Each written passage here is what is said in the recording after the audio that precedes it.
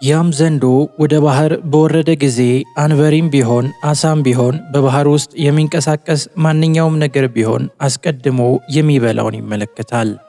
ባያቸውም ጊዜ ይተነፍስባቸዋል። መርዙ በትንፋሹ ውስጥ ነውና በነካቸውም ጊዜ ይሞቱ ነበር። ከዚህም በኋላ ይበላቸው ነበር። ከባህር በወጣ ጊዜ ለዓይን እስኪርቅ ድረስ ወደ አየር ይወጣ ነበር። ንስርም ቢሆን ሌሎችንም አዕዋፍንም ቢሆን ባየ ጊዜ አስቀድመን እንደተናገርነው እስትንፋሱን ይተነፍስባቸዋል። ወደ ምድርም ወርዶ አናብስትን፣ አራዊትን፣ እንስሳትን ሲያይ የሚያመልጠው የለም ነበር። ሰውም ቢሆን አንድ ከሆነ አይተወውም ነበር። ብዙ ሰዎች ሲሆኑ ግን አይቻለውም ነበር።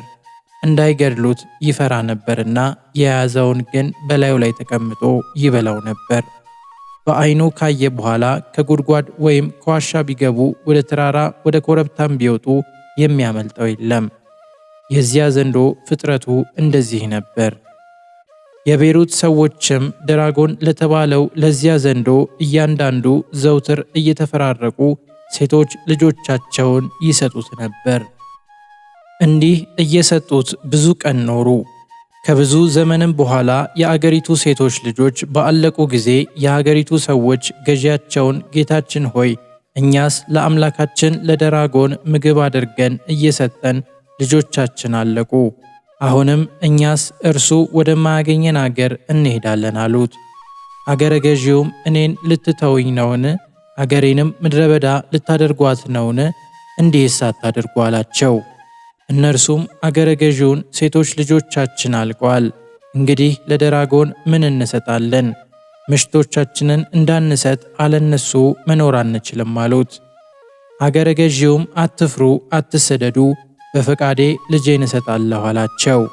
ሰዎቹም አገረ ገዢውን መልካም ብለሃል አሉት። ጊዜውም ሲደርስ የአገረ ገዢውን ልጅ ለዚያ ዘንዶ ሰጧት።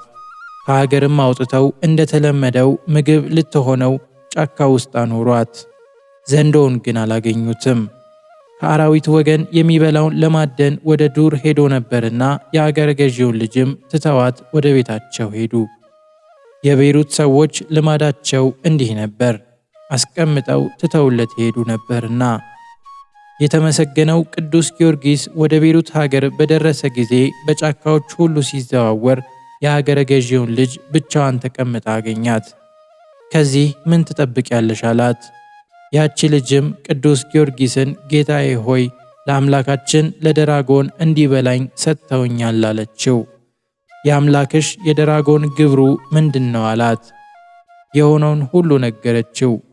ኃያሉ ቅዱስ ጊዮርጊስም አሁን የት አለ አላት። የሚበላውን አውሬ ሊፈልግ ሄዷል፣ እንግዲህ ሊበላኝ ይመጣል፣ አንተንም እንዳይበላህ ከዚህ ሂድ አለችው። ቅዱስ ጊዮርጊስም ያን ሰይጣን ያደረበት ከይሲ አልፈራውም አላት። እኔ ስመለከትህ ጽም ያላወጣህ ሕፃን ነህ። ከአምላካችን ከደራጎን አፍ ልጆቻቸውን ማዳን ከተሳናቸው ከቤሩት ሰዎች አንተ ትበልጣለህን? አለችው። ኃያሉ ቅዱስ ጊዮርጊስም ከአማልክት ሁሉ የሚበልጠውን ሰማይና ምድርን የፈጠረውን አምላኬ አለ፣ ከዚህ ከተረገመ አውሬ እርሱ ያድነኛል አላት። ከልጅቱ ጋር ይህንን ሲነጋገሩ ያ ዘንዶ በእግሩ እየሰገረ መጣ። ኃያሉን ቅዱስ ጊዮርጊስንም ባየው ጊዜ አንገቱን መዘዘ፣ ምላሱንም አውለበለበ። በእርሱ ላይም ሊወረወር ትንፋሹንም ሊተነፍስበት ወደደ። በእግዚአብሔር ፈቃድ የመጣ መንፈስ ቅዱስ ያደረበት ንዑድ ክቡር ቅዱስ ጊዮርጊስ ግን ከዘንዶ ቁጣ የተነሳ አልደነገጠም። በሥላሴ ስም በመስቀል ምልክት አማተበበት እንጂ። ያን ጊዜም ኃይሉ ደከመ፣ መርዙም ጠፋ። ኃያሉ ቅዱስ ጊዮርጊስ ከአምባ ፈረሱ ላይ ወረደ። ዝናሩንም ፈቶ የድራጎኑን አንገት አስሮ ጎትች ብሎ ለልጅቱ ሰጣት። እርሱ በፈረሱ ላይ ተቀምጦ ልጅቱም ዘንዶን እየጎተተች ወደ ቤሩት ሀገር ገቡ። የሀገሩ ሰዎችም ባዩት ጊዜ ፈሩ፣ ደነገጡ። የሀገሩንም በር ዘጉ። ወደ ግንብም ላይ የወጡ ሁሉ አሉ፣ ወደ ሰገነትም የወጡ አሉ። ቅዱስ ጊዮርጊስንም ድራጎንን ያመጣህብን ምን አደረግንህ? በፊትም ልጆቻችንን ጨርሷል። እርሱ አምላካችን ነውና አሉት።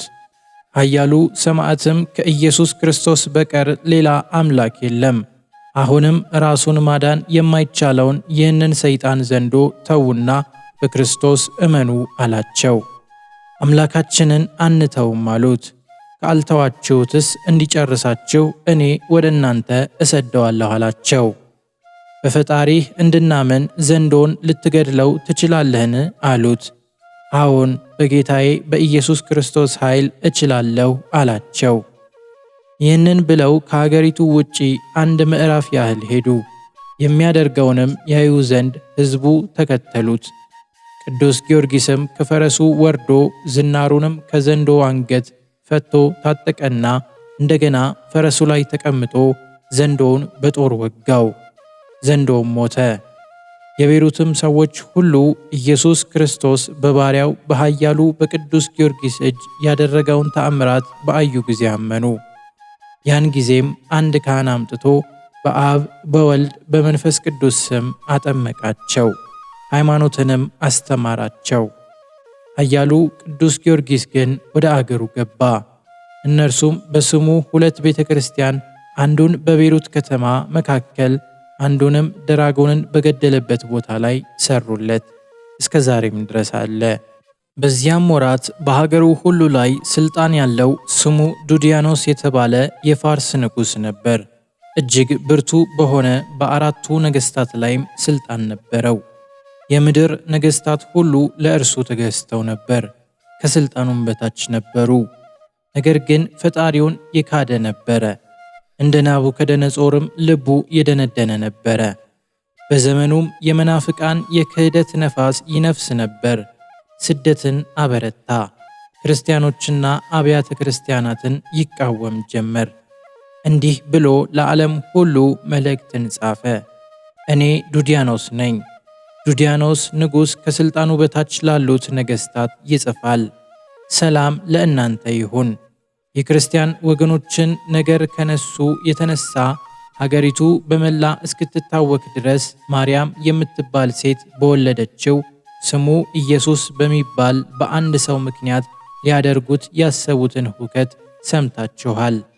አይሁድ የሰቀሉት ክርስቶስን ብቻ ነው እንጂ አጵሎንን፣ ጳሊደንን፣ አርደሚስን፣ ዲያስን፣ ኢራቅሊስን፣ ዚዮስን፣ ኤዝብልን፣ አርናኮንን፣ እስክማንድሮስን የቀሩትንም አማልክት አያመልኳቸውም። አሁንም መኳንንት፣ መሳፍንት፣ የከተማ ሹማምንት፣ ወታደሮችም ሊቃውንትንም ልጠይቃችሁ የምወደው ምን እንደሆነ ታውቁ ዘንድ ሁላችሁም ከነሰራዊታችሁ ወደ እኔ ኑ። በሥራያቸው መንግሥታችንን ሳያጠፉት አንድ ልብ ሆነን የምናደርገውን እንምከር። ስለዚህ ነገር ጻፍኩላችሁ፣ ለመንግሥታችሁ ሰላምና ጸጥታ ይሁን ብሎ ለየሀገሩ ለየመንደሩ የክህደት ደብዳቤን ጻፈ። ያን ጊዜም በ5 ዓመት ፍጻሜ አላውያን 70 ነገሥታት ቁጥር ስፍር ከሌለው ከሰራዊታቸው ብዛት የተነሳ ምድር እስክትሸበር ድረስ ብዙ ሕዝብ ከእነርሱ ጋር ነበረ። ቦታውም ጠቧቸው ነበረ። በመጡም ጊዜ ለዚያ ክፉ ባላጋራ ሰገዱለት። ነገሥታቱ ሁሉ ለእርሱ እጅ መንሻ ቀረቡለት። ይህንንም አይቶ ታበየ፣ ልቡንም አደነደነ፣ እጅግም ከፍ ከፍ አለ። እንደ አንበሳም ይደነፋ ጀመረ። 70 ቀን ሙሉም በየዕለቱ ከእነርሱ ጋር ምሳ አደረገ። ለማንም ፍርድ አያደርግም ነበር። እነዚህ የግብዣው ቀኖችም ከተፈጸሙ በኋላ ያ ሰነፍ ከሃዲ ዱዲያኖስ በአደባባይ ለፍርድ ተገኘ። ነገሥታቱም ከእርሱ ጋር ተቀምጠው ነበር፣ መሳፍንትም በዙሪያው ቆመው ነበር። ያን ጊዜም 70 ጣዖታትን አቆመ። አማልክትም ብሎ ሰየማቸው፣ ሰገደላቸው። ተከታዮቹንም እንዲሰግዱላቸው፣ መሥዋዕት እንዲያሳርጉላቸው፣ እርድም እንዲያርዱላቸው ግድ አላቸው።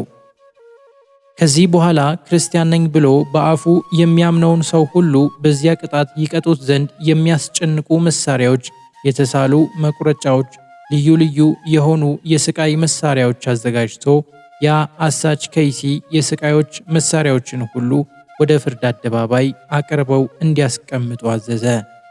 በዚያም በስቃዩ መሳሪያ መካከል የብረት አልጋዎች፣ የብረት ምጣዶች፣ መንኮራኩሮች፣ አጥንትን ለመስበር የሚያስችል ከብረት የተሰራ የእጅ መቁረጫ፣ መላስ ለመቁረጥም የሚያስችል ቢላዋ፣ አጥንትን ከጅማት የሚለያይ መውጊያ፣ አእምሮን የሚነሳ መሳቢያ፣ ችንካሮች፣ መርገጫ፣ ቀስት፣ ጥርስ የሚያወልቅ ጉጠት፣ አጥንት የሚቀጠቅጡበት የተሳሉ መጋዞች፣ አፋቸው እንደ መጋዝ ጥርስ ያለው የብረት ድስት፣ ረዣዥሞች የብረት በትሮች፣ ጥርስ ያለው የብረት ጎመድ መሳሪያዎች እያንዳንዱ ነበር።